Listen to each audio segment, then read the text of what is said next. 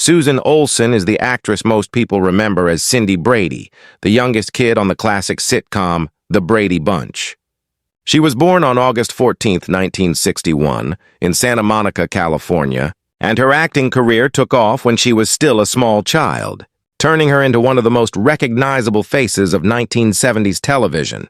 As part of the beloved Brady family, the show's version of the perfect American household, she helped bring warmth and comedy into millions of living rooms every week. But there's a lot more to her story than the sweet, curly-haired kid audiences fell in love with. Her life off-screen has included real struggles, real reinvention, and real victories. And together they paint the picture of someone far more complex and resilient than her television character ever let on.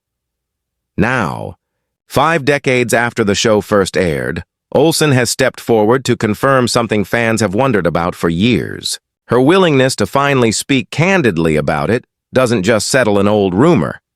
It opens a window into what it actually felt like to grow up as one of the most watched children in America. Susan Marie Olsen was born to Lawrence and Susan Olsen in Santa Monica, into a household that already had ties to the entertainment industry. That environment made it almost inevitable that her natural gift for performing would be noticed early. Sure enough, at just 6 years old, she landed the role that would come to define her entire public identity: Cindy Brady on The Brady Bunch, which ran from 1969 to 1974. The show itself was something of a gamble for its time. By building an entire series around a blended family, a widow with 3 daughters marrying a widower with 3 sons, it tackled a family structure that wasn't common on television in that era. Audiences responded, and the show quickly became one of the defining sitcoms of the decade, syndicated for years afterward and eventually turning into a genuine piece of American pop culture. As Cindy, Olsen became known for a very specific set of traits: her innocence, her blonde curls, her slight lisp, and a catchphrase that lodged itself in the cultural memory for generations. Cindy wasn't the flashiest character on the show, but she was often the emotional anchor, the character whose earnestness and vulnerability gave the family scenes their heart. Even though Olsen started out as one piece of a larger ensemble cast, her performance was distinctive enough that it turned her into a household name in her own right, recognized well beyond the show itself. Part of what made The Brady Bunch stand out wasn't just its cast. It was the choice to tell gentler, more idealized stories at a moment when a lot of television was leaning into edgier, more cynical material. The show offered viewers a world where problems were real but always solvable, where family loyalty won out over conflict, and where a kid like Cindy could be sweet and a little mischievous without ever being mean-spirited. That tone resonated deeply with audiences and is a big part of why the show still gets talked about today. Olsen's connection to the Brady universe didn't end when the original series wrapped in 1974. She returned again and again over the following decades, appearing in television movies, holiday specials, and reunion projects, and even taking part in the tongue-in-cheek 1990s variety spoof, The Brady Bunch Hour. Whatever the format, audiences wanted to see Cindy Brady, and Olsen kept stepping back into the role. Even as the youngest member of the Brady kids, her presence remained central to what made the show's world feel complete, and both fans and critics continue to look back fondly on her performances across every iteration of the franchise. When the original series ended in 1974, Olsen kept working, but she quickly ran into a problem that has derailed the careers of countless former child stars: typecasting. Once audiences have spent years associating an actor with one specific beloved character, it becomes extraordinarily difficult to get cast as anyone else. Casting directors, producers, and viewers alike struggled to see her as anything other than Cindy Brady, and that made the transition into more mature, more varied roles a slow and often frustrating process. Throughout the 1970s and 1980s, Olsen took on a range of television and film roles, working steadily even if none of them came close to matching the level of fame she'd already achieved as a 6-year-old. Rather than let that ceiling define the rest of her career, though, she made a deliberate choice to expand into other creative lanes entirely. One of the more significant pivots she made was into voice acting, where her recognizable voice, and rather than her recognizable face, became an asset instead of a liability. She lent her voice to a number of animated projects over the years, finding a corner of the industry where she could work without being constantly compared to her most famous role. She also pursued writing, developing her own voice as an author and commentator rather than relying solely on scripts written for her. And beyond her creative work, Olsen became a genuinely committed advocate for animal rights, using the platform her childhood fame had given her to draw attention to causes she cared about. That advocacy has remained a consistent thread throughout her adult life, arguably becoming as central to her public identity as her acting ever was. For decades, one particular question has followed Susan Olsen and the rest of the Brady cast. Was the close, affectionate bond the child actors displayed on screen actually real? Or was there more tension behind the scenes than the show ever let on? It's an understandable thing for fans to wonder about.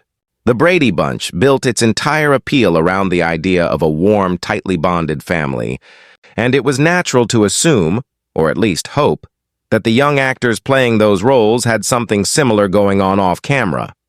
Over the years, speculation about the reality behind the scenes only grew, with some rumors going so far as to suggest real rivalries or lingering friction among the kids who grew up together on set.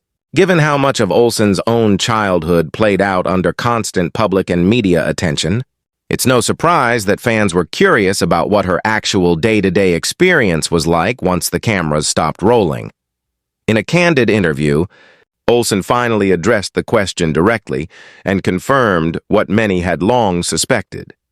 The relationships among the child cast members were real, but they were also more complicated than the show's tidy, harmonious image suggested. She explained that while the kids genuinely spent a lot of time together and were often friendly, they also each had separate personal lives outside the show, and not everyone was as deeply connected as their characters appeared to be on screen. Like any group of children thrown together for years of intensive work, there were moments of tension and misunderstanding. Olsen was careful, though, to frame this honestly rather than dramatically. She made clear that these disagreements were the ordinary friction you'd expect from kids working closely together under pressure, not evidence of any serious or lasting animosity between the cast members. It was less a story of hidden feuds and more a story of real childhood dynamics existing underneath a polished television image. Beyond the specific rumor, Olsen also opened up about the broader experience of growing up famous. She described the sensation of feeling constantly watched, as though she were living under a microscope from a very young age. Success on the show brought enormous opportunities, but it came bundled with real pressure. The expectation to maintain a certain wholesome public image, even as a child who was still just trying to figure out who she was, that created a kind of double burden. On one hand, she had to navigate all the ordinary, universal challenges of growing up, the awkwardness of adolescence, changing friendships, figuring out her own identity.